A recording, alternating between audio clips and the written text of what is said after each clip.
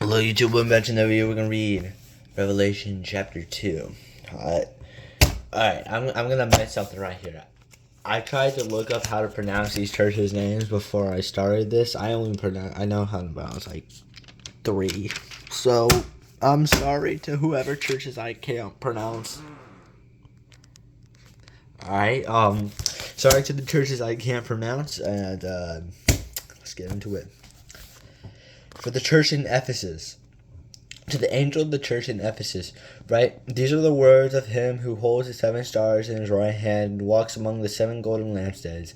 I know your deeds, your hard work, and your perseverance. I know that you cannot tolerate wicked people, that you have tested those who claim to be apostles but are not, and have found them false. You have preserved and have endured hardships for my name, and have not grown weary. Yet I hold this against you. You have forsaken the love you had at first. Consider how far you have fallen. Repent and do the things you did at first. If you do not repent, I will come to you and remove your lampstand from its place. But if you have this in your favor, you hate the practice of the Nicolaitans, which also hate. Whoever has ears, let him hear what the Spirit says to the churches. To the ones who is victorious, I will give the right to eat from the tree of life, which is the paradise of God. To the church in Smyrna, to the angel of the church in Smyrna, these are the words of him who is the first and the last, who died and came to life again. I know your affliction and your poverty, yet you are rich. I know about the slander of those who say they are Jews and not, but you're a synagogue of Satan. Do not be afraid of what I tell you, or do not be afraid of what you are about to suffer. I tell you, the devil will put some of you in prison to test you, and you will suffer persecution for 10 days. Be faithful even to the point of death, and I will give you life as your victor's crown. Whoever has ears, let him hear what the Spirit says to the churches.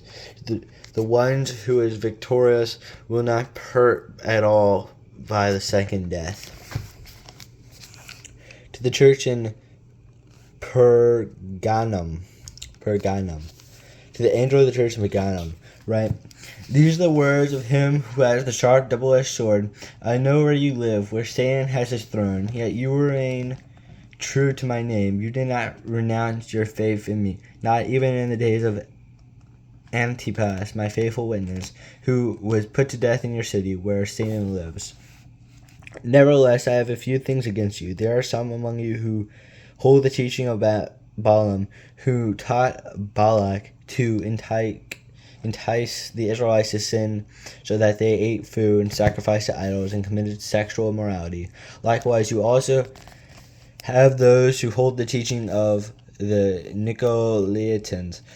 Repent, therefore, otherwise I will soon come to you and will fight against them with the sword of my mouth. Whoever has ears, let him hear what the Spirit says to the churches. To the one who is victorious, I will give some of the hidden manna. I will also give that person a white stone with a new name written on it, known only to the one who receives it.